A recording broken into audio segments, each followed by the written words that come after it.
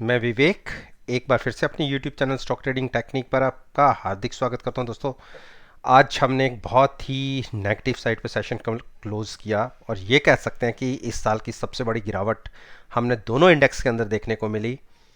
और अगर दोनों इंडेक्स में गिरावट आई है तो नेचुरली बात है कि गिरावट स्टॉक्स की वजह से ही होती है। और जिन स्टॉक्स के ऊपर मैं अपना ओपिनियन आपके साथ शेयर करता हूं वो निफ्टी इंडेक्स की अच्छी वेटेज रखने वाले स्टॉक्स हैं। मेरी परफॉर्मेंस को तो आप पिछली वीडियो के साथ एनालाइज कर सकते हैं। बाकी बीच बीच में मैं खुद भी बताता हूँ कि मैंने कल की वीडियो में क्या बोला था। जैसा कि अरविंदो फार्मा को सबसे पहले पहले एचपीसीएल की बात कर लेते हैं। एचपीसीएल में देखिए, कल के ट्रेडिंग सेशन में मैंने यही कहा था कि मुझे लगता नहीं है कि 234-35 ब्रेक करेगा और हमारी पोजीशन तो ऑलरेडी नीचे से 230 की पुट के साथ लॉन्ग्स पे थी। एक टाइम हम अच्छे प्रॉफिट में थे, आज के दिन में तो सारा प्रॉफिट धुल गया और हम ये कह सकते हैं कि एक नुकसान में आ गए। और मुझे लगता था कि 230 होल्ड कर जाएगा, लेकिन नहीं हुआ। कोई बात नहीं, पुट में तो हमें प्रॉफिट आ रहा है, लेकिन हाँ फ्यूचर्स में उससे थोड़ा सा ज़्यादा नुकसान है।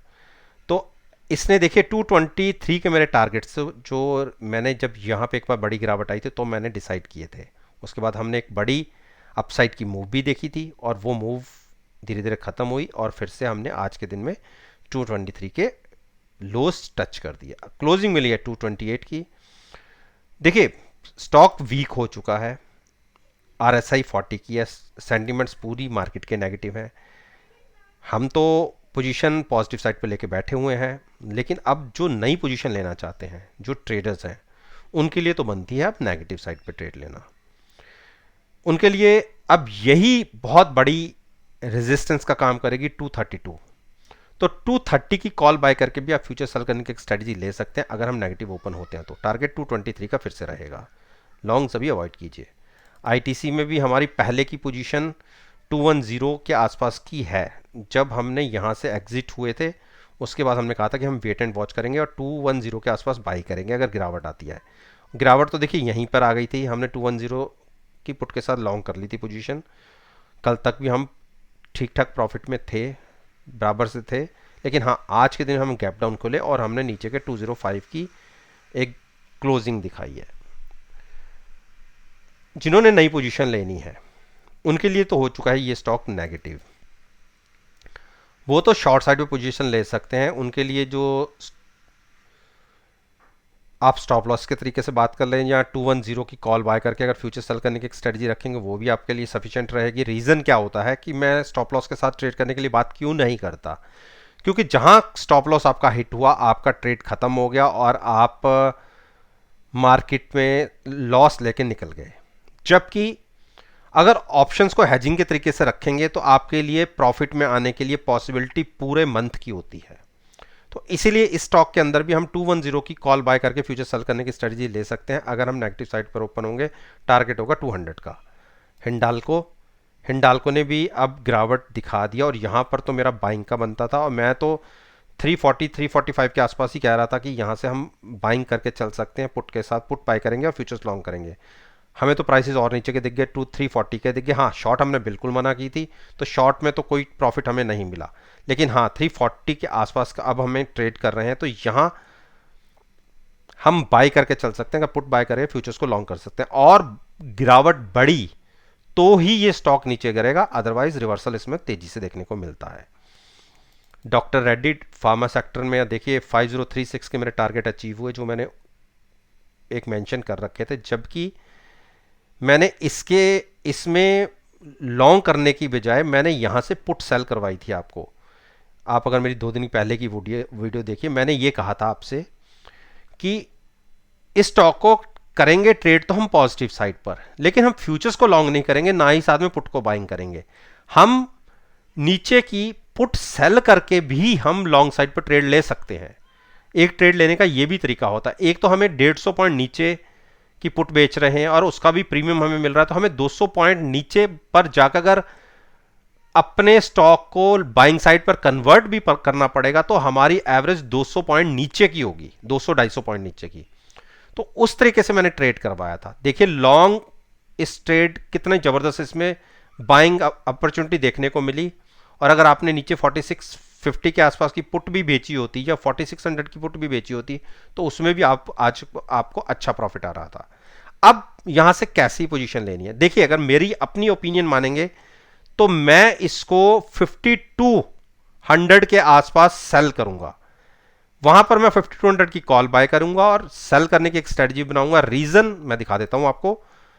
आरएसआई देखिए 76 77 तक बढ़ चुकी है, और अगर यहां से फर्दर स्टॉक ये चलता है तकरीबन 100 पॉइंट्स तो आरएसआई 77 के आसपास होगी, तो जहां से गिरावट की पॉसिबिलिटी बहुत जबरदस्त होगी। उस केस में हम at the money call buy करके फ्यूचर सेल करेंगे तो हमको 150 टू 200 पॉइंट्स की एक नीचे की तरफ की ट्रेड देखने को मिल सकता है। उस केस में बाइंग नहीं करनी, ऊपर जाके हम हेज करके सेल करेंगे। सिप्ला ने भी एक अच्छी मूव दिखाई है, लेकिन इसको भी मैंने इतने ऊपर पे बाय करने के लिए मना करा था। हाँ, इसको मैंने ये कहा था कि हमें 9 दिन की मूविंग एवरेज के आसपास आए तो वहाँ से लॉन्ग करेंगे, थोड़ी सी करेक्शन पर हम लॉन्ग करेंगे। वेट एंड वॉच करते हैं, जब आएगा तब देखेंगे, तब तक वेट करते हैं। भारती ने आज फिर से गिरावट दिखा दी, और हम तो इसमें 530 की पुट के साथ लॉन्ग थे और एक टाइम पे तो हमें अच्छा प्रॉफिट आ रहा था। चलिए कोई बात नहीं, प्रॉफिट सारा खत्म हो गया। अब यहाँ से किसको क्या पोजीशन लेनी है, नई पोजीशन लेना चाहते हैं तो देखिए मार्केट के सेंटीमेंट्स तो स्टॉक के तो वीक है, लेकिन शॉर्ट अभी नहीं करनी। शॉर्ट को अभी भूल जाइए, क्योंकि अगर 10-12 दिन की हमने तेजी देखी है तो एक दिन गिरावट देख भी ली तो कोई शॉर्ट करने की कैंडिडेट नहीं बनता।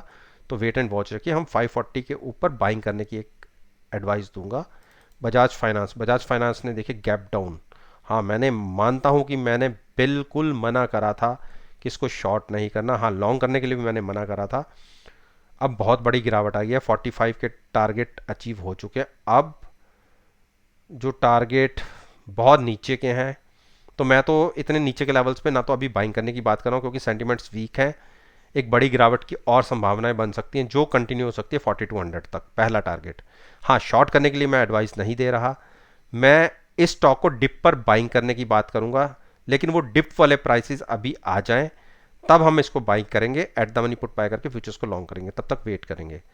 अरविंदो ने देखे 959 के मेरे टारगेट अचीव कर दिए थे, और मैंने ये कहा था पिछली वीडियो में कि अगर 950 960 के आसपास ऊपर जाएगा, अगर इसको क्रॉस होके आसपास बंद होता है तो हम यहाँ की कॉल बाय करके फ्यूचर सेल करने की एक स्ट्रेटजी बनाएंगे। देखिए आज ही गिरावट दिख गई और 903 के आसपास हम आ गए।